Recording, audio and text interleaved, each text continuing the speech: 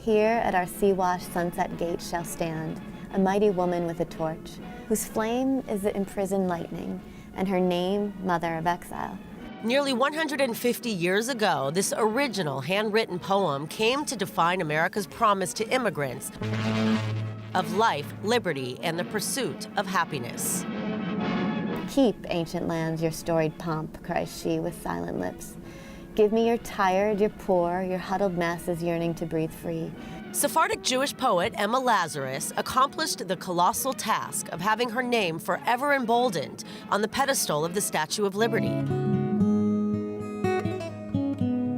It's amazing to think that a Jewish woman wrote what is perhaps now the most famous poem in the country, and especially thinking about what that would have been like in the late 19th century.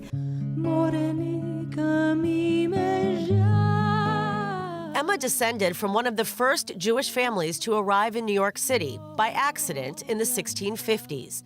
Victims of the Inquisition of the Jews in Spain and Portugal in the late 1400s, they were given religious freedom in Dutch-controlled Brazil for over a century. Once the Portuguese took over, the Inquisition was going to be put back into place, and the Jews were no longer welcome. And the majority of them went back to Europe. But there's this one boatload of Jews. Ostensibly, they were on their way back to Europe, but ran into troubles and were hijacked by pirates, the story goes.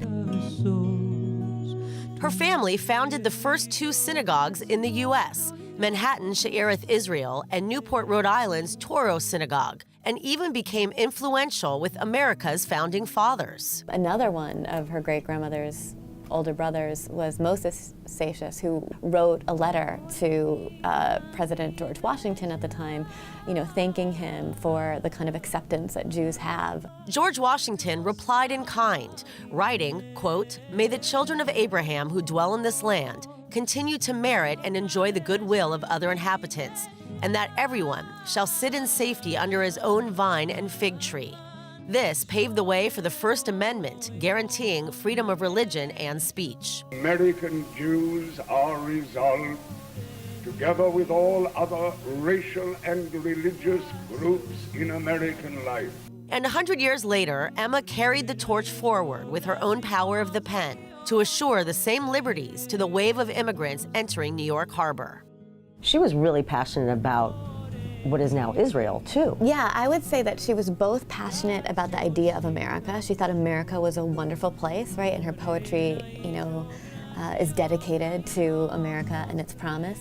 But in the 1880s, she also realizes the importance of having a Jewish homeland, a place for Jews to go. She is an early Zionist, even before there was the term Zionist. Sadly, Emma passed away at the age of 38, apparently of Hodgkin's disease. And even though she died exactly 1 year after the Statue of Liberty was completed, her prophetic poem is an indelible reminder of this Lady of Liberty. Send these, the homeless, tempest-tossed to me. I lift my lamp beside the golden door.